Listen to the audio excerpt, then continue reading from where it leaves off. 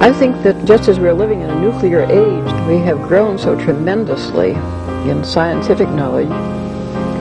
It doesn't seem too much to say that men can begin to awaken to the fact that they haven't grown enough spiritually and haven't recognized their spiritual capacities.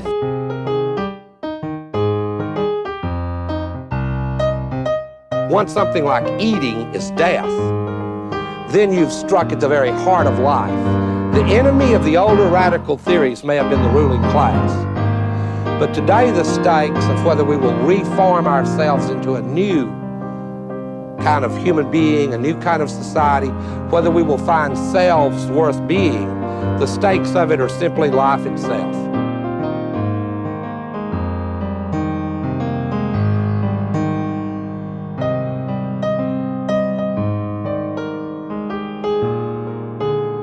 As modernity has created promises that it has no ability to keep. What this means is that we're a society of disembedded individuals, stuck in the impossible situation of being alone together. And what was understood as emancipation has proved to be a form of isolation. It is important to understand that what I am telling you is not simply a cultural history. It's a description of the story that shapes every single person that you know. This is why there is a rise in mental illness. It's absolutely concurrent with the disembedding of the individual, because individuals can't constitute themselves by the very nature of the case. Subjectivity cannot sustain its own weight. We need others to tell us. But we've been given an ethical mandate by the Enlightenment that tells us that that's immoral, that nobody should constrain us. Hey, we're starting a new format for 2024. We're going to do one public Dustbowl diatribes per month, and we're going to do one Secret Grange episode for patrons only. Head over to our Patreon page to get in on that. We're here with Michael Martin from the Regeneration podcast. You and Mike Sauter interviewed me about 1.5 years ago, and it was a really fun interview. And we've been wanting to have you on the show and then probably follow up with the other Mike at another occasion, but we kind of like to buttonhole individuals. And so, really appreciate your show and just, how you do your interviews. And we just wanted to invite you on. And we always start out with just asking you to sort of introduce yourself and then tell us what your diatribe is against modernity. So there you go. Okay. How long's the show? It's 1.5 hours, Mike, but we've got other. Okay. So I have a kind of a atypical journey. So I grew up in a working class neighborhood in Detroit, working class Catholic neighborhood. And I did not like school. So I kind of didn't like the system. And so that was like I graduated from high school in 1980. So our choices at that time were college, which I had a 1.9 GPA, so that didn't seem like a possibility. There was the factory. That didn't seem like a good idea. There was the military. I didn't like that one either. So I went for option 4, rock and roll. And when I was 18 years old, I got a record deal. It was a crappy record deal, but I was 18. What did I know, right? And so I worked as a musician from then. I mean, actually, I started playing at bars when I was 14, but I couldn't tell my mom. I would say, I'm spending the night at my friend's house. And she's, okay, see you at 10 in the morning. And I'd go play some bar, right? And then, so I stayed in the music business till I was about 26. And I had a lot of success. I mean, not national success, but we were right there, right? But the music business is, it's like inhabited by vampires who prey on children, basically. And so I was very idealistic. I mean, would call me a romantic in a way, and I saw how that business was. And after a few years, I was like, I can't do this. If I'm going to get married and have children, this is not a healthy place. So I left the music business, and then I enrolled in college. So I was about 25 or 26. I think I enrolled when I was 25, taking class here and there. And eventually, after a few years of school, then I became a Waldorf teacher. and I was a Waldorf teacher for 16 years. And for part of that time, I worked on my master's degree, and then I finally left Waldorf teaching, and I was hired full time at a college, Marygrove College in Detroit, which is now no longer. And while I was teaching there, I was finishing my doctorate at Wayne State University, and my doctorate is in early modern English literature. And essentially, my expertise at that point was in the metaphysical poets. But all along that way, I mean, probably starting from when I was a child, I was really interested in gardening and growing food. So I remember I was 5 or 6. My dad made me a garden. I bet it was 2 feet by 3 feet, and I think I planted carrots and radishes, but forgot about them. But then I went back 2 months later, and there was actually some stuff there I had to pull off. It was covered with weeds and grass, but there was something there. So for the last 30 years, my wife and I have had various sizes of farms. So right now we're in Waterloo Township, Michigan, which is not too far from, kind of halfway between Ann Arbor and Jackson, where we have a biodynamic farm and CSA. So we have a CSA. It's not, you don't make a lot of money at a CSA, but you make enough, I guess. And we supplement that with, I do editing work and teaching, because Marygrove College, where I taught, closed in 2017. And at that point, I was like, I've had it with academia.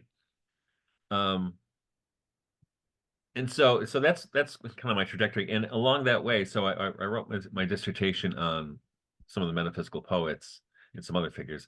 But I also at that time developed a keen interest in sophiology, because I have a kind of a background in the writings of Vladimir Soloviev and then Sergei Bulgakov, and I was really interested in this idea of sophiology. And it just so happened, when I was working on my dissertation, I did a chapter on Thomas and Henry Vaughan. Henry Vaughan was a metaphysical poet and physician, and his brother was an Anglican priest and alchemist.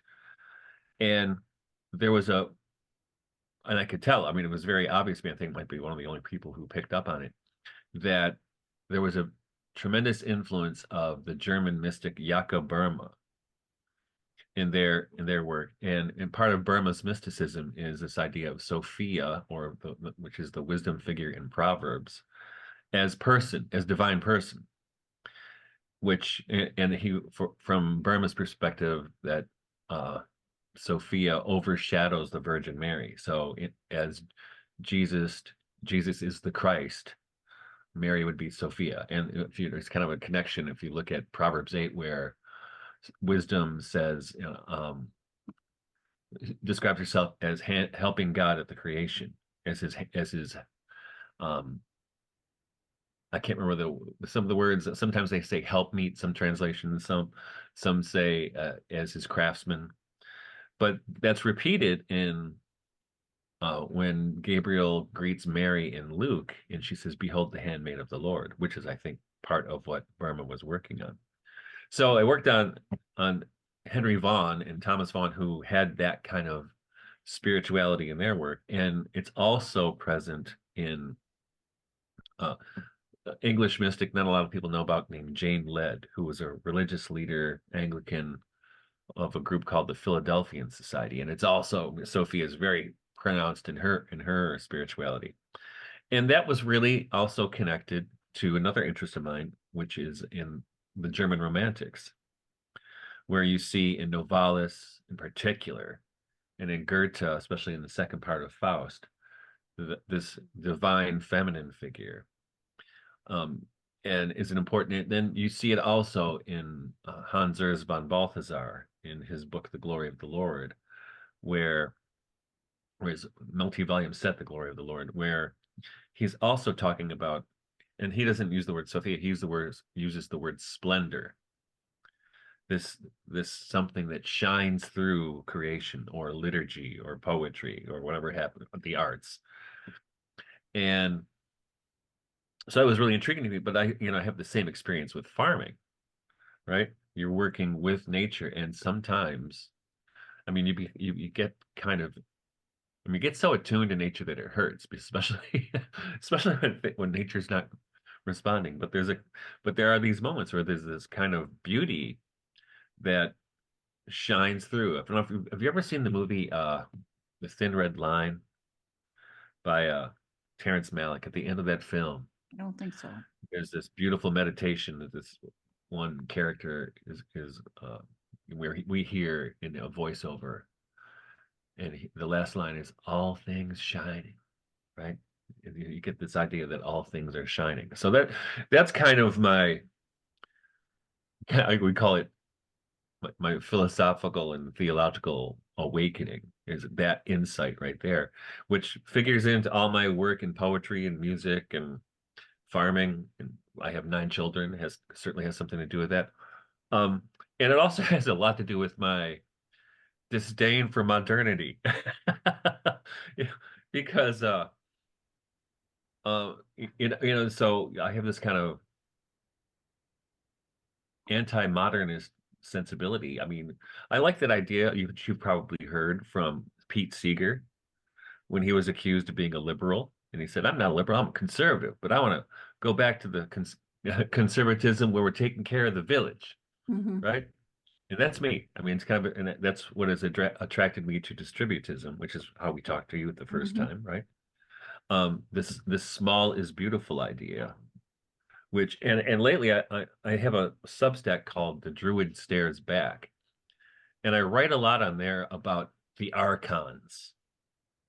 And the archons is an idea from Gnosticism that the rulers of the world, and this is also in Ephesians, right? The spiritual powers in high places, that these kind of beings, whoever they are, run the world as complete maniacs. We can call them, they were at Davos last week. You probably heard about it. And so my project is really against that, is the opposite, is the anti that. Hmm. So, but how do you make that happen, and how do you how do you awaken people to the possibility of small is beautiful, right? Right. I mean, is it an attraction to the aesthetics of wisdom that can pull people in? I Well, mean, that's part of it. That's part of it. But you don't get it's not necessarily in aesthetics and well, it could be in nature, right? We get the sense and you probably have this with people have this experience with praying before icons, for instance, mhm, where you get the sense that something's looking at you from the other side. mhm, And you can get that from literature, poetry, you can get it from the arts, you can get it from um, interpersonal dialogue, right? Where 2 or 3 are gathered in my name, there am I in the midst of them, where something opens up, right? We've all had this experience. But I think and this is something I learned from Thomas Traherne, the metaphysical poet. We're all trained by our education to think that's abnormal, when actually that's kind of the default setting in the human being, is well, this is why splendor is another way for splendor is the glory of the Lord, right? Which is why Von Balthasar called his book that. What is the glory of the Lord? What is this thing that shines through the universe at times? And I think the reason it shines through at times is because we have to have the proper disposition to perceive it. You can't just look at it, right? It's something, somehow you have to be in the right frame of mind or state of soul in order for that to open itself up, and always, without question, it's accompanied by a sense of wonder, right? okay, so is this what, modernity is lacking? Is the sense of Oh wonder yeah. and the ability to perceive these things? Well, I think at least modernity, like post-modernity, what we're dealing with now, I think.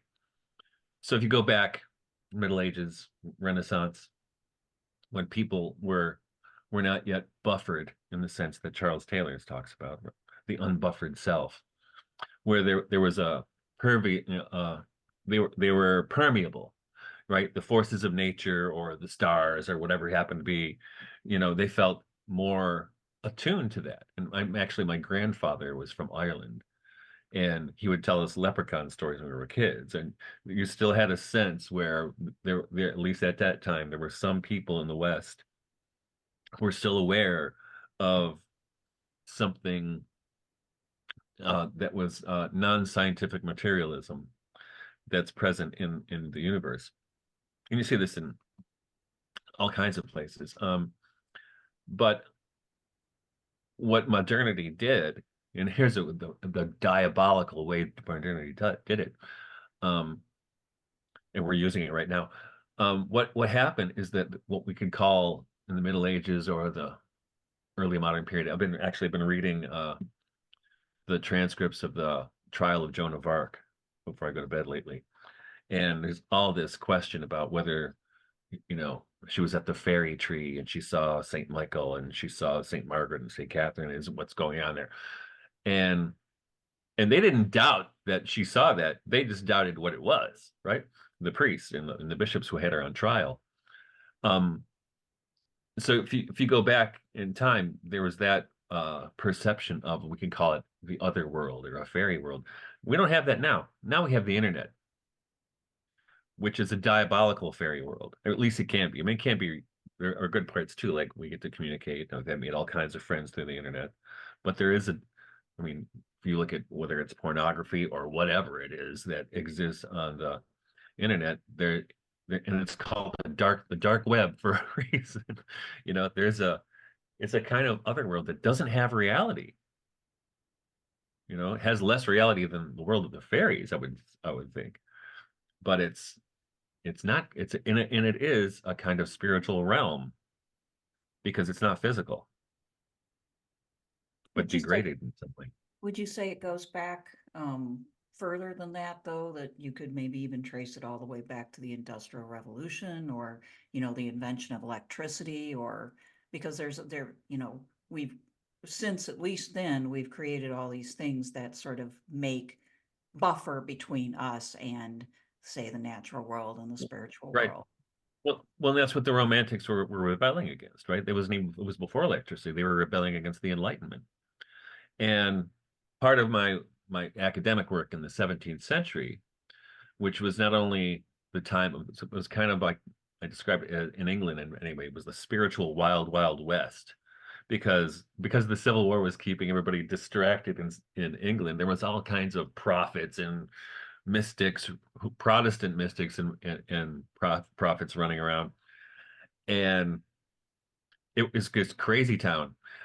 But what happened is, at the same time, this is the rise of Descartes and the scientific revolution, and which, with Descartes' bifurcation of the universe into what we can be measured and God's world, and we'll just pay attention to what we can be measured.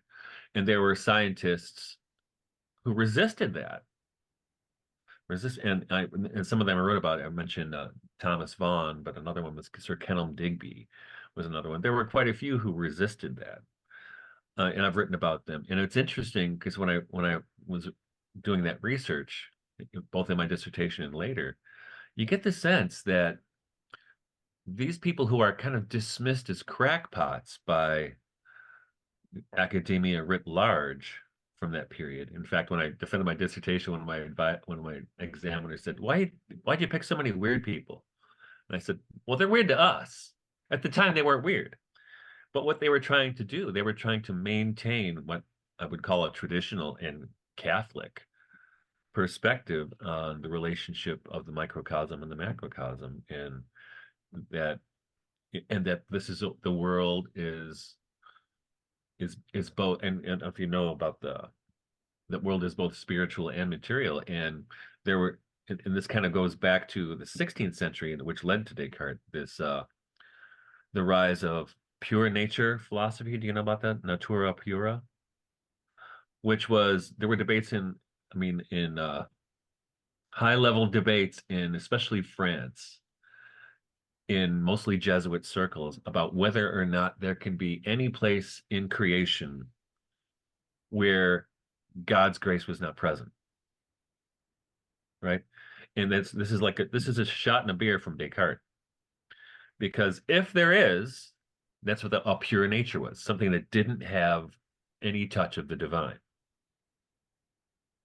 I mean, is that possible? I mean, ask any Catholic, is that possible? It's probably a question most people don't ask now. But we live our lives as if that's the case. I mean, everything we've inherited since the 17th century assumes that is precisely the case. And even in Catholic circles, I mean, I would argue that, and people call it enchantment. I think enchantment is in Catholicism, but mostly for just like about 5 minutes during the mass. And the rest of the time we're all scientific materialists, right? And is that true? Or is this an aberration?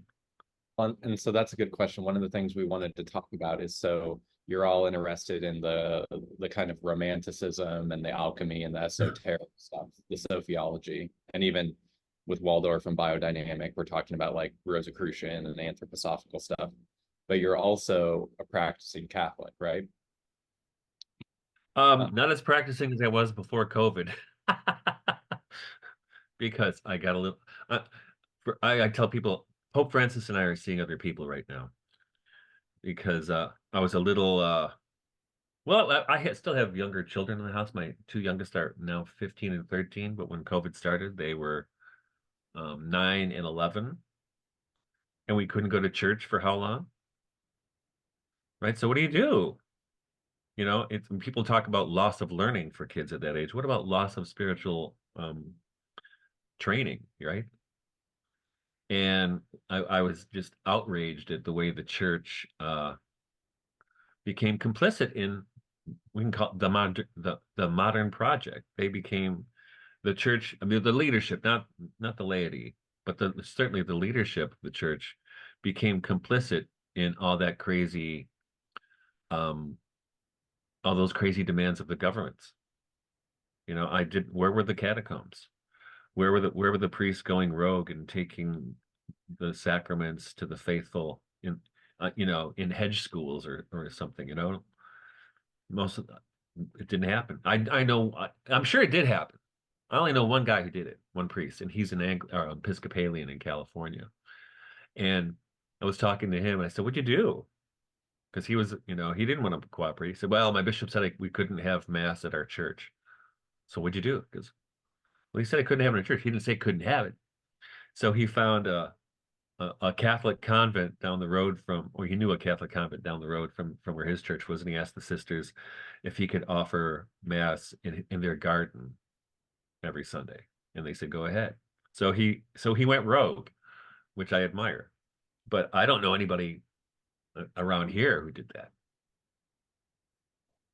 Well, you probably don't either, right? Yeah, I was doing adoration at the time COVID hit, weekly. And it was disappointing to me that they couldn't they certainly could have come up with other ways to make that happen, or that were safe, actually. And there just wasn't much of an attempt to do that. So I hear what you're saying. There are a lot of different things that could have been tried that would have been perfectly safe and people could have been comfortable. And instead they just shut things down. Yeah. And what really rubbed me the wrong way is that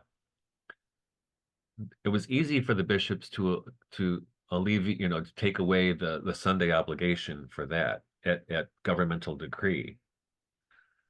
And yet I know many people, quite a few people, especially older people, I mean, in their 70s or 80s, who were never remarried because they were married in the church, and it was assumed to be a valid marriage. So they lived lives of quiet desperation, and the bishops couldn't alleviate that burden from them, but they can if the government whistles, they can stop making the Sunday obligation a thing.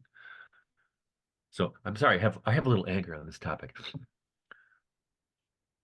Well, and it seems like it's one of those things where I'm a recent convert, part of that process has me been swallowing, okay, I'm going to just accept arbitrary decisions that, you know, these are certain inviolable things and these are not, you know. So no masturbation, you know, Larry Chapp always talks about you can be Oh 18 yeah. years, you better not masturbate, but if you're part of the army and you're blowing people's heads off for who knows what reason, no problem. Yeah. In fact, I just talked to Larry a couple of days ago. He's a friend of mine. Yeah.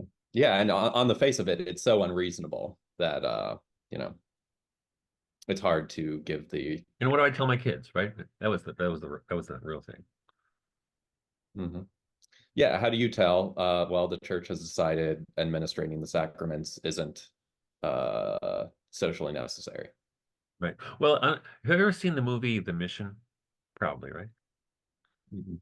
I've heard about it. Oh, it's a beautiful movie. You got to see it. But what it takes place in South America, it's the Jesuit missions to the Indians in South America. And it's very politically involved. And what happens in that film is they convert the Indians. You know, they got a church, a mission there. It's thriving, but because of the debates between who owns things between the Spanish and the Portuguese, they tell them they have to leave the jungle. They have to go back into the jungle. And the natives say, "But you told us God wanted us to leave the jungle and come to the church. Are you telling me God changed his mind?"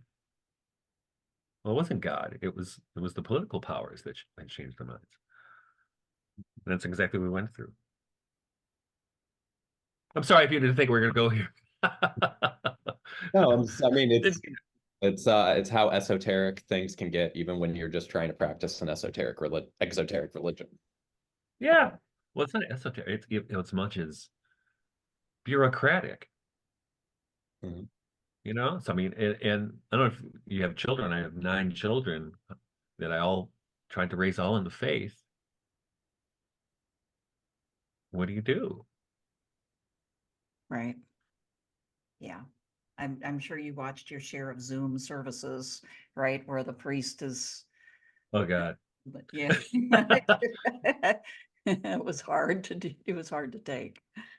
Yeah. Well, so maybe so setting aside the recent qualms about COVID and church discipline and things like that, if we could go back to you in like circa 2019, how were you holding together being a practicing Catholic and being interested in all of the heterodox I don't, you know, that's people say that I gave a copy of my book, The Submerged Reality, to my bishop, and he mentioned it from the pulpit. Yeah. You know, I don't think anything I was writing about was weird. It's like what my discussion with my committee. I mean, it's weird. Might be weird in the eyes of modernity, but if you look at Catholic history, it's not weird at all. You know, when I was, like I said, been reading the transcripts of Joan of Arc recently, and so in Catholic school as a kid, you know, I mean, I think I left the church when I was 18 because I had enough. Because when I was the kind of kid, I wanted to know about things. I didn't want to just know about the catechism, you know. So I would read all these books that were in the Catholic library. I read this book on Joan of Arc, and I remember this beautiful picture of Saint Michael and Saint Catherine and Saint Margaret appearing to Joan, and I remember, you know, sister, does this happen? You know, I just wanted to know, and those kinds of concerns were blown off. And we just talked about the catechism or about sin or about why you shouldn't masturbate or whatever. And I had this other hunger out there, which I knew there was something more going on than what they were telling me in school. And I was an altar boy. I was actually going to enter the seminary, but I was super devout as a kid even. But plus, you know, it was very, I mean, my Catholic education, it was the classic learn algebra at the end of a yardstick Catholic education. So I had enough of being beat by the time I was 18. For nothing, you know, for nothing. I remember being beat by this one nun with a pointer. It was not, the yardstick would break. Like, shoot with this pointer wouldn't break. And I remember seeing the girls in my class wincing every time she hit me, right? So, but still, you know, I wanted to be all in. I wanted to be all in. And of course, then it didn't help that when I was a little older than 18, maybe it was 9, no, it was probably 18 or 19. Our priest at our church, or he was a co-pastor, and my buddy lived next door to the rectory, and he would work after school like a file clerk and answering the phones for the rectory. And the priest told him, "Hey, you want to come up to my room and give me a massage?" And he's like, "No, actually, I don't." And we told my mom. We said, "Mom, Father Shrilla likes boys, and not the way you're talking about." And my mom was, "Boys, you're crazy. He's a holy priest. You stop talking like that." I said, "Mom, kid, I'm serious." And so, all right, they're not listening to us. 20 years later, in the Michigan Catholic, my mom reads the Michigan Catholic. She calls me. I'm married. She goes, "Mike, are you home?" I said, "Yeah." "Did you see the Michigan Catholic?" I said, "No, what's going on?" "Father Shrilla, what about him? He's been laicized and now he's going to jail for abusing boys." I'm like, "Oh, newsflash. I told you that 20 years ago." She said, "But I couldn't believe you because he was a holy priest." So, I mean, I think all those Now he's things, not a holy priest, so now she can believe whatever. well, yeah. Well, puts a and it but even that didn't push me away from the church necessarily. I just had enough of the institution, kind of like recently. Um, I was still had a hunger, and so I would, even in my 20s, I wasn't going to church, but I was reading St. John of the Cross and Teresa of Avila and praying the rosary. When I met my wife, one of the first things I did was teach her to pray the rosary when we were still not going to church. Right. So it's not like I was just doing this esoteric thing, because I really wasn't. And the more put it this way, the more I've studied what we could call the esoteric sciences. I mean, even astrology, for instance, which was widely practiced in the Middle Ages and the Renaissance by churchmen in particular. Albertus Magnus was one, Ficino was another. But I think what this points to is the separation at the scientific revolution, and then which is intensified by the Enlightenment, and then by the Industrial Revolution, then by the Digital Revolution, that people used to be much more, you could say, attuned, or not attuned, or aware that, or can you say that they were unbuffered? I mean, and the thing is, if you're unbuffered, I mean, there's a possibility you can see St. Michael with St. Catherine and there's also a possibility that demons can be involved too, right? So when people say you're spiritual, be more specific. Demons are spiritual too, right? But the thing is, we live in a world right now that disregards all of that, except for some Catholics during the consecration. But in general, we don't live in a living universe in a way, and it's more and more deadened because of the scientific materialism that permeates everything. And you saw this. I haven't been paying attention to Catholic media for a while, but Larry and I were talking about it the other day. And there was this dreadful habit. If you know Al Cresta, you know who that is? Al Cresta. He's a figure on Catholic radio here in Michigan, and I think he's all across the country in Catholic media. And he would have like these scientists who were Christians on his show, just to kind of prove that Christians have street cred with the scientific crowd, right? And one of them was Francis Collins, who was the head of the NIH and the head of the Human Genome Program. Well, he's a Christian, so he's one of us. Well, he's one of the most diabolical people ever we saw over the course of COVID, because he was the one trying to shut down any debate about what was the best way to treat people and whether shutting down was a good idea or not. And just recently, he's come out kind of backtracking. And as Larry said, he's just trying to cover his ass. And Larry's right. So But but I don't think Catholics or Christians need to apologize for the innate supernaturalism that is part of the Christian faith. and we've been embarrassed by that and try to hide it. Like Tolkien said, you know, it's kind of unfashionable furniture that we hide in the basement and don't let the clever young people see it when they come around, right? Yeah, I agree with that. What I hear you saying about the church on this score is that it would be so nice if they allowed people to actually like gather and think together, and that's not happening.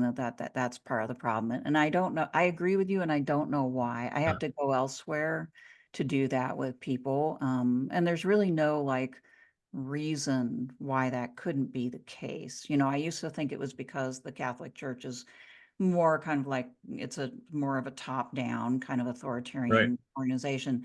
But really, I mean, if you look at the history of the church, there is no real reason why it would preclude people or must preclude people from, you know, learning together, exploring together, all sorts of ideas, especially, you know, the Catholic ones, the mystics. I mean, it's why not? But I think I almost feel like many times they just underestimate people's intelligence, you know, that they don't think that there's going to be any takers for this kind of activity. And so it turns off a certain number of people who are really hungry for that and are just faced with the catechism, so to speak. So I totally Yeah, like yeah. yeah, give them a box of envelopes and roll them in RCIA, right?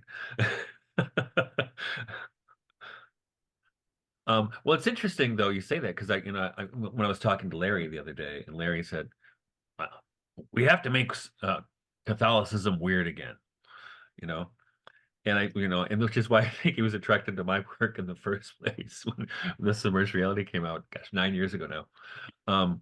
But if you look back through history, you know, the weird thing is, if you went to the Middle Ages or even the Renaissance, nobody in Ireland, for instance, or rural Ireland, or even rural France, would know who the Pope was or care.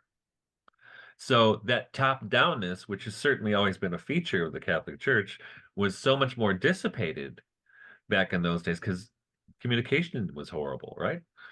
You're never going to hear. And what counted as the church in those days. And now, if you ask people, what's the church? They think hierarchy. That's the first thing they think of, which even the catechism says that's not true, right? So, but then if you would think of the church, you would think of the parish, right? Which is your only experience of the church. Now we have the experience. We have the Pope saying something stupid on an almost daily basis in a news briefing or something, in a press release. And even 100 years ago, no one would hear about what the Pope said for weeks. You know, so we have the instant communications, not really a benefit to the church. But then what you would have then is you have a kind of bottom down or bottom out church, which is what I think used to be the case. And if you go look at um, the churches that Paul planted in the New Testament, talk about making Catholicism weird again. Um, I mean, even though he was treating each of them as a different entity, and the way his rhetoric even changes from church to church. You know, so and that was just Paul, and that was before everything was made canonical. It was informal. They were letters, right? Um, but but quickly, and I think this is what the probably the downfall of the church. And I've heard priests and even bishops say this when Christianity or Catholicism came out of the catacombs and became the official religion of the empire, it adopted all the trappings of bureaucracy, right? And even and people hate when you say this, and especially in the Byzantine liturgy, we were a Byzantine Catholic. In the Byzantine liturgy, adopted the trappings of court ceremonial. You know, or you can say the mystery religions, which was that's what characterizes the Eastern Christianity. And people, you say that to an Orthodox, you know, Ortho bro type, they don't want to hear that, but it's really the truth. It's really what happened. I mean, you certainly don't read anything in the Acts of the Apostles or the epistles of St. Paul and Peter that alludes to an elaborate liturgy with great ceremonial.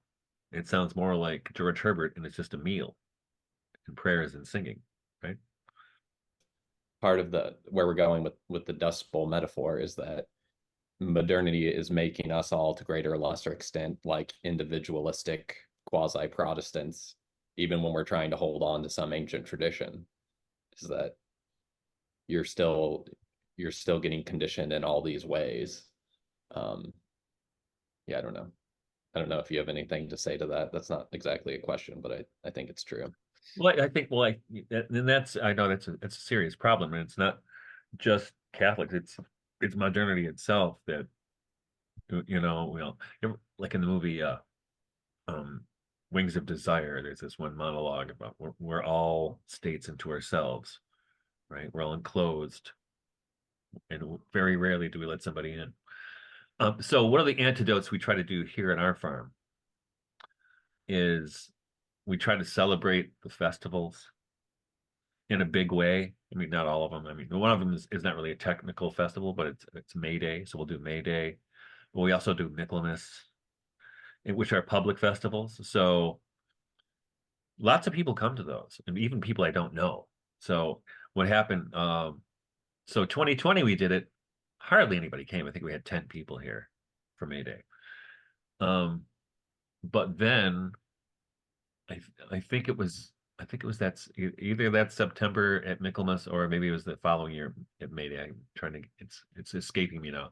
But so we announced that we were doing this, and a friend of mine said, "Can I tell some people?" Yeah, tell a couple people.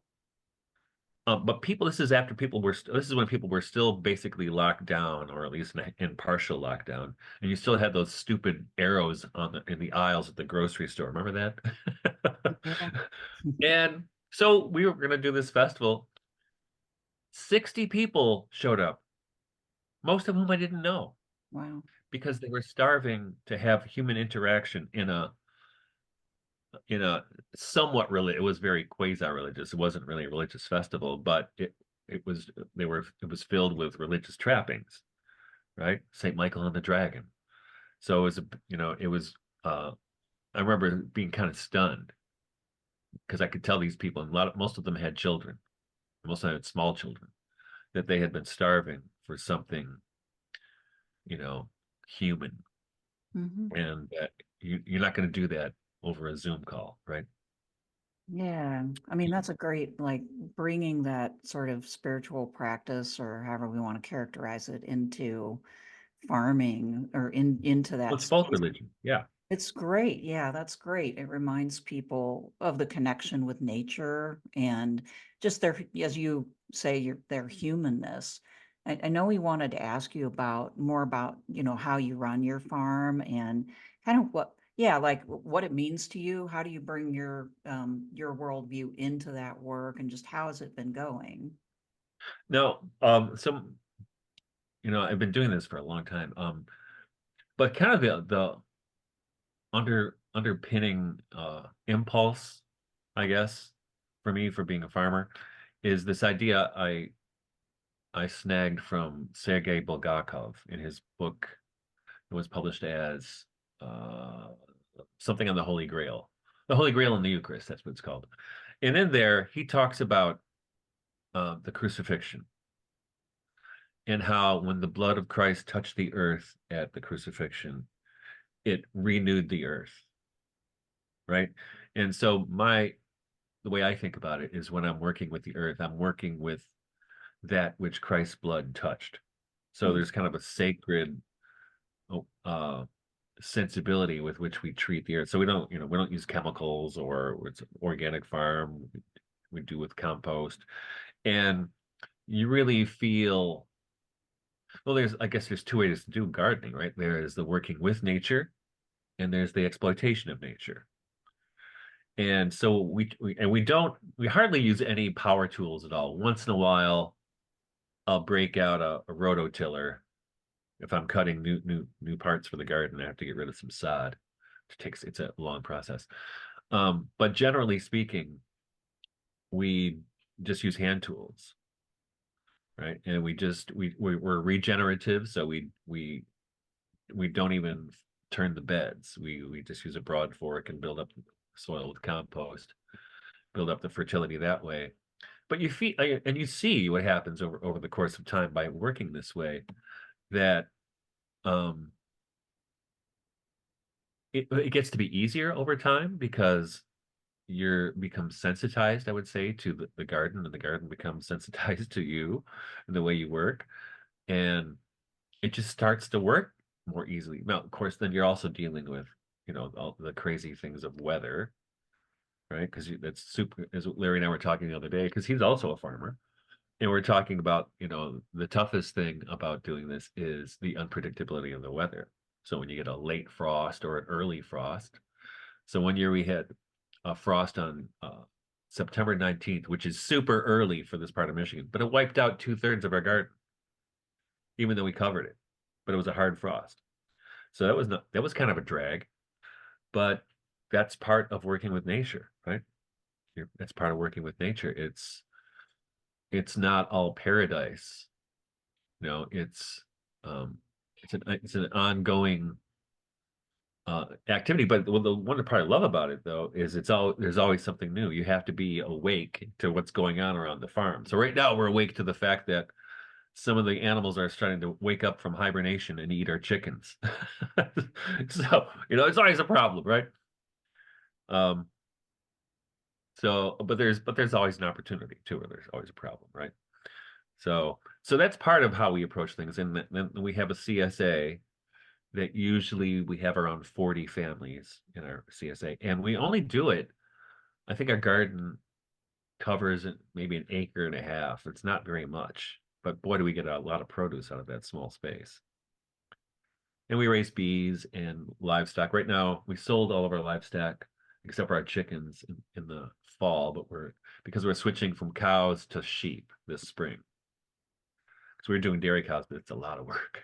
It's a lot of work. And what happened, my two daughters, who were the main milkers, went to school. So there was more and more for my wife and I and me to do. So we had to choose something a little easier for just the two of us to handle. Mhm. Do you find, I know we've found that it's difficult to like explain to people why this way of producing food is better and should be supported. And usually, people who subscribe to CSAs are people who've already somehow gotten this exposure and maybe have the funds to, like, the sort of superfluous funds to go ahead and give it a try. But that it's just, even with people who do subscribe, sometimes it's very hard to get them to be satisfied because they don't want to deal with the sort of the rigidity of what comes out of the farm and all sorts of things like that. Like, They want it it's to be, yeah, they want it to be Walmart, right? yeah, they sort of do, and so I'm sure you've encountered your share of that too. Like, how do you react to it, and what do you do to try to move people from one position to another? Um, well, we certainly get the occasional person who's grumpy or whatever, but on the other hand, we get a lot of people who can't wait to sign up for the next year. So we had actually last year, for instance, we had this woman from France who married an American and was living here, and she was so happy to find us because I've not had food like this since I have been back home in France. It's so fresh, and she was so into it, and so just couldn't get enough, and so she was just thrilled, and there were quite a few like that, right? And they see what you're doing, and the thing is, you'll know, and I tell people, I said, the thing is, if you're looking for a quick fix for your health, because I did have one person who thought he was going to get organic food and all of a sudden his health would be better, but he's still smoking and drinking. I'm like, well, I don't know if the organic's going to help you that much. But we're lucky where we are that there are a couple places where we deliver, where people get it, right? So these are urban areas, and there's enough people there who get it. Not everybody, but there's enough people there who do get it. And we invite them onto the farm as well, which sometimes it's good, sometimes usually it's good, but sometimes I'm sure it's not been as productive. And well, now other people I know have offered like seminars and classes. Now I have done that. I've had pardon me, offered courses on like a weekend course on the beginning, getting started as a biodynamic gardener or something, which helps people. But most of those people were not members of the CSA, though there were some. And I had people from far away, from Chicago, from where was it, Florida or someplace last year came. Um, that's one way we do it. But most of it is just, slow and steady wins the race, right? One day at a time. And eventually, and we've been doing it here at this location for, this will be 8 years here, and we did it for 5 years before that. And you find the people that you need to find. I mean, how long have you been doing it there? I moved here 3 years ago, and this Yeah, it takes a land while. I guess I moved here 4 years ago. We got this land 3 years ago. It's been, And it takes a while to get the garden in training, right? It takes a while for that. It takes 3 yeah, years, but at least. yeah. And I think what I've encountered more here is Kansas City is like already very competitive. Are there other CSAs? Mhm. Lots of CSAs, Yeah, lots of markets. I loathe farmers markets. But we do too. It's not worth it. yeah, and that's where we're Well, it's part. worth it for the market manager. It's not worth it for the farmers. Yeah, Yeah. Well, it's yeah. interesting. So when I first was getting into it, 30 years ago, my friend and I were, he actually, it was the guy who taught me the basics of double digging and intensive growing. And we were looking to get some land way back then. And do you know who Alan York was? Uh, Alan York had, wasn't he the you guy know? that studied under Steiner and then he went to California? Or am I No, thinking of? that's Alan Chadwick. Okay, That's Alan Chadwick. But Alan York studied with Alan Chadwick. okay, And so did John Jevons, that book, How to Grow More Vegetables? John Jevons also studied with Alan Chadwick. But Alan York, who died a few years ago at 64, I think he was, he when I was a kid. So here's an interesting story. So when I was 18, my first job out of high school, I was driving a delivery truck between warehouses and an office building. And across the street from the office building was this beautiful Franciscan monastery. I mean, beautiful. And I used to go there because they had these gorgeous gardens and a gorgeous orchard. And I would eat my lunch over there, just sitting in the garden, especially on nicer days. And turns out, years later, I found out that was actually the Waldorf Teacher Training Institute. They were renting from the monks. So, and that garden was built by Alan York, who then later he became this huge figure in the biodynamic wine movement. So what happened with Alan? 30 years ago, my friend knew Alan very well because he was part of that garden at that church, at that monastery. He calls Alan, and Alan, we're there because we want to get some land. We're going to ask his advice. And he calls Alan, and Alan says, nope, I just tore out a bunch of stuff from my farm. I'm getting out. She said, why are you getting out? Because doing too much consulting.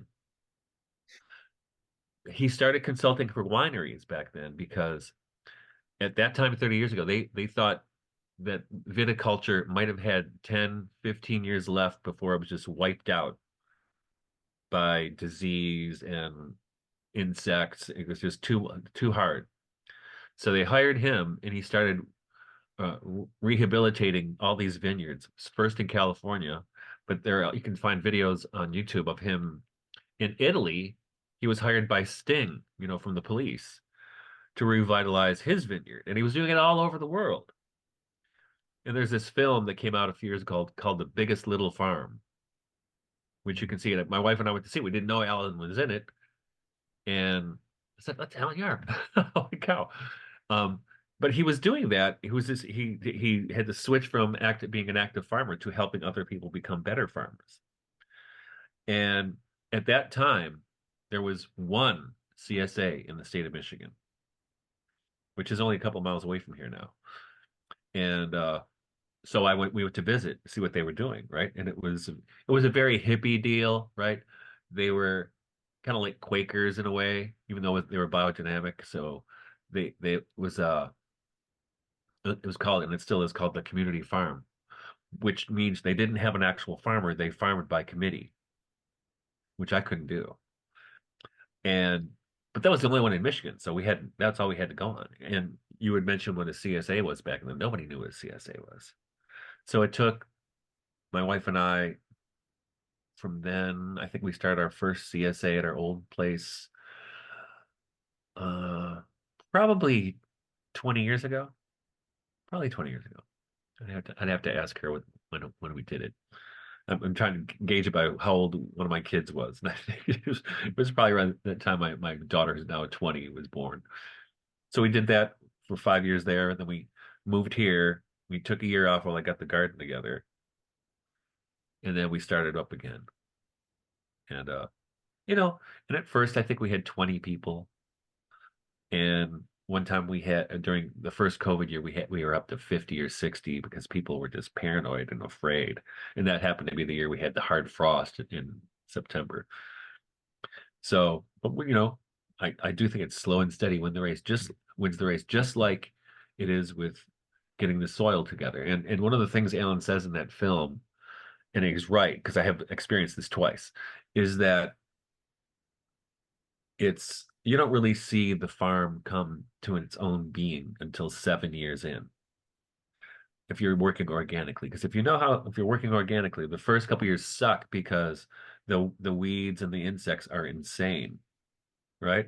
But then after the garden gets settled and the soil gets richer, that stuff kind of balances out. So now we'll have some problem with insects, but not too much. And some problem with disease, but not much. This year we didn't have very much at all. This year we had problems with critters. So I had to shoot a few rabbits because they were doing a number on the garden. So I think I ended up shooting 8 or 9 rabbits.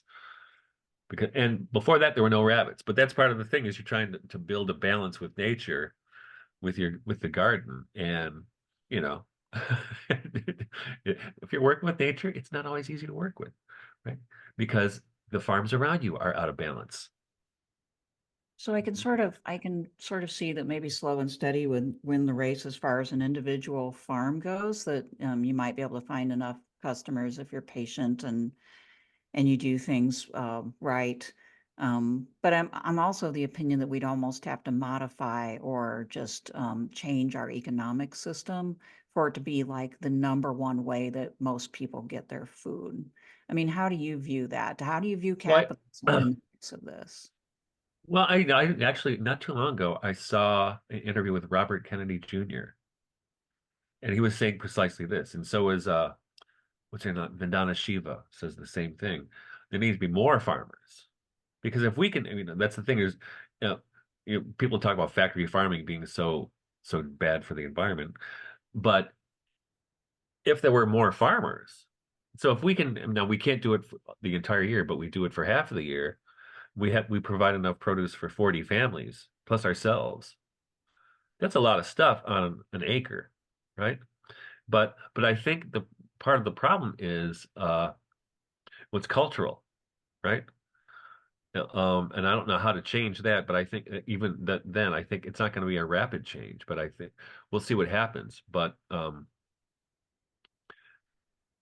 especially with Bill Gates buying up all the farmland in America, right? I mean, we probably bought a lot in Kansas, I imagine. I don't know. So I think, well, even then, I think, like Schumacher, right? Small is beautiful. So, and you can't make everybody switch at the same time, but you can lead by example. And you better believe it, if I compare now to 30 years ago, and as you know, there's competition now in CSAs. Sure. It didn't exist before, right? But I'm So, wondering, the government, highly subsidizes big ag and Right. does not do much at all for the small farmers. Nothing. Could that be, that's got to be a huge part of the reason. Other than, changing people's attitudes and getting more people interested in farming, you've got this huge obstacle of the gigantic US government spending millions and billions of dollars to encourage a particular kind of agriculture. That's what I mean by, like, would we have to actually substantially change the system? I don't know. Well, I think my own thought is that the system's going to implode on its own. And so what I think, and this is what gives me encouragement to see these small initiatives have been growing. I think from where we live, I can think of probably 6 CSAs within 20 miles, maybe more. And I know a lot of other people who don't have CSAs, but they have subsistence gardens. They have a big garden for a family. These are mostly Catholic families with a bunch of kids, but they grow enough vegetables to take care of themselves for all the time, right? So I think there's more of that, but part of the reason you don't hear about it is because they don't want you to hear about it. That message is not out there. But this is one of the things that I was trying to get to earlier, that Bobby Kennedy Jr. and Vandana Shiva have been saying. And he said, the future is small, sustainable farms. So the thing is, we don't have that voice in government right now, any place, or very few places. Dennis Kucinich might be the only person I've ever heard it from. But Michael I think Pollan with the says, coming implosion of the U.S. government and the kind of controlled food scarcity that we're being threatened with right now, you're going to see more people turning to smaller producers like that. And it's really grown so much, even here since we lived here. So in 8 years, it's grown remarkably. Not just our farm, but these Amish communities here are popping up all over the place, who exemplify that kind of small is beautiful mode, and they actually make a lot of money. They're frugal, but they make a lot of money, right? They know how to diversify their portfolios, so that not only do they farm and have a market garden, but they might have a butcher shop, or they're carpenters, or whatever they happen to be, right? And they're all very close by, and so their community, and I wouldn't call where I live a community, but there's a lot of interaction between us and the Amish over here. So it's a good example, I think. and then, so you're basically, would it be fair to say that what you would like to see is that as global capitalism kind of crumbles from the internal contradictions, that there would just be these sort of local pockets of self-sufficiency kind of bubbling up and like contesting what remnants of empire exist? Well, I think what we're doing, and this is what Mike and I have been talking about, but I think this is what we're trying to do here, and probably you guys there. It's a parallel structure. It's a parallel polis. And I think, and this is why I think we shouldn't just limit it to agriculture. It should incorporate culture, which is part of the reason we are invested, it's a horrible word, in doing these festivals, because it's also cultural. It's not just about material, about food and stuff. It's about human contact and the interaction between the material and the spiritual, right? Of our world and God's world, or the nature and supernature, however you want to phrase it. And I think that's what's important. And I think it also needs to include the arts, right? I had a wonderful experience this last week, and I, pardon me, gave a lecture in Hillsdale College, in Hillsdale, Michigan, where Hillsdale College is. And I was kind of blown away by the community they had there. So at the conference, it was not an official conference of the college, but it was almost all, except for me and a couple other people, Hillsdale people.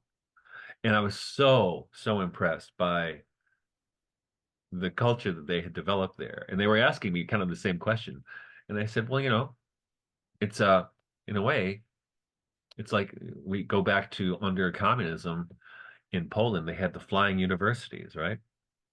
Where the university curriculum was filled with communism and, you know, ugly economics. So what happened? Professors went rogue and they would have seminars in somebody's house, or in Ireland they had the hedge schools. So it's kind of this model that's a parallel structure that's outside of that. So even if the behemoth is gigantic and looming, you kind of ignore it and you live your life like the way you want to live it, and you build the life you want to live, and you will find the people who, I mean, it might not be perfect and it might not be completely self-sufficient, but it will be enough to sustain your humanity and the humanity of others. And that's what I think we don't, if we concentrate too much on the political, or even on the religious, the confessional, that we rob ourselves of the opportunity to build the human, to build these parallel structures. I had an experience. I don't know if I told you, Laurie.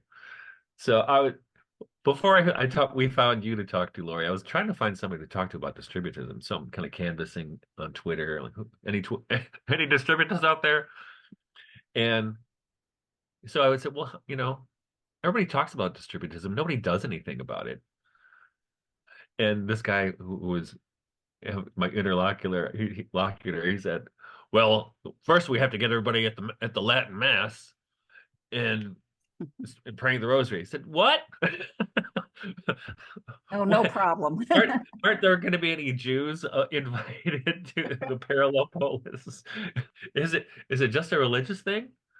In which I was like, man, I can't even, because I think that's thinking in too narrow a way, right? Culture is bigger than that. Even though, if you look back to the Middle Ages, yes, there was a uniform culture that was a cat in the Catholic Middle Ages, but even then it had some others kicking around. But why can't we just focus on the small is beautiful and start where we are, and don't wait to have everything perfect before we move forward? You don't have to have it all figured out. You just have to start. Right? And there's a great poem by Czeslaw Milosz. At the end of the poem, the lines go, it's about angels. So he's kind of a contemplation about angels and do they exist? And he says they thinks they do. But the last lines were, and I'm paraphrasing probably. I hear an unearthly voice with its appeal. Day breaks, another one. Do what you can. Right. And I think that's kind of my motto. You don't have to have it all figured out, but day breaks, another one. Do what you can. That's nice. And my read, I mean, obviously I can't speak for the guy that was saying we need to get people into the TLM and praying the rosary, but I've encountered 1,000 people like that, where it's like, instead of doing what I can and being open to other people and hoping that they'll do what they can with you, they're like, that's not like my favorite thing. That won't be the way I want it to. And I have this like neurotic fixation on this like foundational thing. And then Yeah. if everybody else would just see how foundational it is, then like sort of healing and perfection would flow from our, in this case, right worship. That seems to Right. me mentality, and I don't know how they don't have nervous breakdown, but We'll give them time. I sometimes wonder if it's partly, like there's certain stages of life a person goes through, and you're maybe a little bit more likely to have that attitude in your 20s and 30s when you think that you really don't need anybody else and the world is your oyster and you're not looking around at a lot. And then you start getting a little bit more perspective once you've tried a few things and realize that they don't satisfy you, and you get a little bit more self-confidence, I guess you might say. And then these thoughts become more serious. And I wonder if that's I mean, it's kind of tragic in the sense that it takes us, many of us anyway, like half or more of our lives to ever get to the point where we think, well, maybe we should do what we actually feel like in our heart we should do that'll give us peace, rather than, what the world or what, the culture or these particular individuals want from me. Right. By the time you get there, then you don't have very much time to make to make changes happen, right? And of course, some people never get there at all, but like that seems to me it's too bad, that we don't seem to be able to jumpstart that process very well. Well, it's because we don't live in a culture that values wisdom. Hmm. So because so we, it's in Yeats, as Yeats mentioned 100 years ago, the best lack all conviction, while the worst are full of passionate intensity, right? And in earlier iterations of Christian culture, even people valued the wisdom of the elders, right? So by the time you got it figured out, you're too old to do anything. But the younger people could say, "What do you think I should do, Grandpa or Dad?" Hmm. You know, but you don't get that anywhere. I'm doing myself, right? So the rugged individualist, right? Don't Right. tell me. And that's what turned me off about Rod Dreher's project I was going to is ask it you was about that. very much bunker mentality, we're like, get the kids in the basement, the secularist is coming, right? So, like, come on, we just chill out for a second and just be nice to people and lead. I think there's a great example. I don't know if you might not know her, but Rosemary Houghton, do you know her? Catholic writer. Sounds familiar. I think I've run She wrote a across book. I love this book. It's called The Catholic Thing. And she had a wonderful attitude about this. Like it's a very stop worrying about everything and let's try to work it out with. And she had the two images of was it Lady Church and Lady Sophia, right? So there's the Lady Church is the kind of structural thing, and the Lady Sophia is the intuitive side that people are attracted to in Christianity, right? And like I was when I was a kid, but often that's not there when they enter in. And that's what I was talking about earlier in that kind of wild, wild west scenario in 17th century English religious writing is because there was no censorship because the Civil War was going on and nobody could pay attention and the church had its hands full with other stuff. All these crazy mystics showed up in poets showed up and they actually breathed life into Protestant spirituality at the time. And then of course the Civil War ends and they suck the air out of the room again. And but you see this go through history, right? There's this tension between the structure, or even von Balthasar calls it theology at prayer versus theology at the desk, right? that. Um, Mm-hmm. and and then there's the tension between the mystic and the theologian. And I had a book, I think I gave it to one of my sister or my daughter's friends, of Marguerite Poretta. Do you know her? Medieval mystic, Beguine. She wrote this beautiful book called The Mirror of Simple Souls. And I have a copy of it, you know, it's a photocopy of it in Middle English because she was probably Belgian or French, and she wrote in French. Beautiful mystical writing from the period. It was translated into Middle English by I don't think they were Cistercians, but there were some monks in England, and it was so nourishing for them spiritually. But later, in fact, I even had this early version of from the 19th, late, early 20th century that they didn't know who the author was. What? Yeah, it was Marguerite Pretis, but nobody knew it was her book. And the church published it with an imprimatur. But then later in the 20th century, they figured out this belonged to Marguerite Poretta, who was burned as a heretic. Whoops. And then it it went onto the index after that. Right. But you see, they have that tension, uh, almost a kind of legalism, right? That shows up and kind of crushes the spirit with the law, right? St. Paul talks about this all the time, right?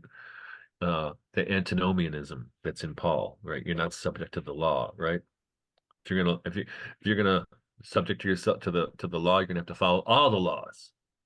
But Christ didn't come to subject you to the law, right? Right. It So didn't come to subject us to the economy either, right? right.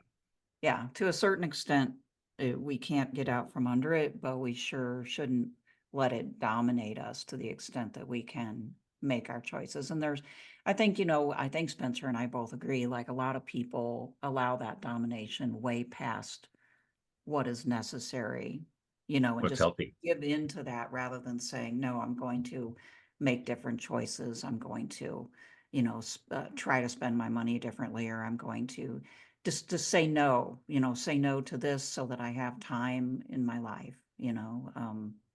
So yeah, there's this tendency to think I must fit in and, deal with that law, basically the law of capitalist economics. Now, are you in the countryside? Oh, yeah, I mean, I am like more or less. Manhattan's about less than 50,000 people, and it feels kind of like a rural area here. Okay. The closest town is Topeka. It's about 45 minutes away. Because where I live, it's very rural.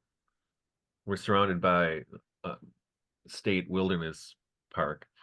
Um, but a lot of people out here, it's interesting, are really into those kind of historical reenactment kinds of things where they show you how, Indians made arrowheads or how they skin, how they tan hides and stuff like this. So there's this kind of subculture of that around here, but most of them are are if at least half self-sufficient as far as food goes, and they work real. I mean, my one good friend of mine is a lumberjack, and we buy raw milk from him now that we got rid of our cow. But I think he shot 3 deer. He's got 3 or 4 deer in his freezer, plus whatever animals they raised. So there's a lot of that around here. You'd be surprised how much of that around here. And there is the subculture of this out there. There is a parallel polis. But those of us, I think, in coming from academia, might not know it, or especially urban environments, won't know that this is out there. They Mhm. would, a bunch of Trump voters, right? Um, but it's a different world. Yeah, there's We're definitely. Yeah. I mean, my dad and I do like intensively garden, and I don't know, we probably supply ourselves with about 50%. And then we have a CSA, but like we have those values, but I don't see a lot of that around here. And I feel like the folks that support Trump, I mean, or just Republicans generally, would be like good candidates for being attracted to self-sufficiency, but you don't see that. And I do see it here though. I do that's see it here good to know. quite a Yeah. bit, quite a bit. Yeah. That's a respectable culture, too. Because for one thing, if you're going to talk about independence, you should be trying to live it, right? Right. Yeah. So like, but yeah, I think this is part of our experience is we're not around a lot of folks that have that Yeah. mentality. And we swap recipes for tinctures and teas and things like this. So I have a cupboard full of I have nettle, no, I have motherwort and turkey tail mushroom and propolis, all these kinds of tinctures that we take, for health reasons or for when kids are getting sick, or we make our own elderberry syrup, so and we're not the only ones. Everybody out here does this. That's really cool. Yeah. While we're talking about back to the land and kind of like reviving that culture, before we wrapped it up, we wanted to make sure, since we're like in the Catholic worker tradition, what do you make of Catholic workers? Surely you've run into them at some point in your Oh yeah, life. I mean, Larry, my buddy Larry is get this. So when I was in my late 20s, I'm gonna let my dog out. There you go. When I was in my late 20s, I we were living in the city at the time, and I had like a landscaping business, but I didn't do grass cutting. I took care of people's gardens and pruned trees and planted bushes or whatever, designed gardens for them. And one of my customers, her name was Marie Oresti, and she was a first generation Catholic worker. She was with Dorothy Day. Hmm. And so I got it all. I got it straight from the horse's mouth from Marie. So she kind of raised me up to be a Catholic worker. And one of our first priests, when we finally came back to the church, he was a married priest, Byzantine priest. They were Catholic workers, and he met his wife at a Catholic worker house. I can't remember where it was. Might have been in New York. I'm not sure. So yeah, I have a long history with Catholic workers, and my friend Larry runs a Catholic worker farm in New York. And yeah, I mean, that's what we were talking earlier about the church, and I was thinking at the time of Dorothy Day's saying about the long loneliness, which life in the church can be, right? It's a long loneliness, and she was primarily an urban dweller, even though they had a Catholic worker farm. One of the first ones was here in Michigan, not too far. Hmm. So yeah, so I have I don't know if to call it deep roots, but certainly roots in the Catholic worker movement. Mhm. I've been around it for a long time. Okay. And how do you feel the state of the movement is currently? I'm not paying attention. So, so it sounds the last I was around it, so it's probably been 15 or 20 years. It seemed like it was getting super political. Okay. It was being shanghaied by political action committees, and people weren't talking about farming anymore. Is that your take? I don't know what's going on. Um, yeah, more or less. I mean, it's like everything else. There's like, I would say there's a huge part of the movement that is more, I think what you're talking about, left liberal Yeah. activism. Yeah, they got really anti-racist for a while. Um, and then there's a smaller group of people like Larry Chapp and like us that were viewed, I think, by the other side as like revisionist. That was an accusation thrown at Oh, me recently. really? Yeah. I'm Mhm. sure. I'd love to hear Larry respond to that. And we might Well, have to have him and back. and that would apply to him too, the same person that said that. Yeah.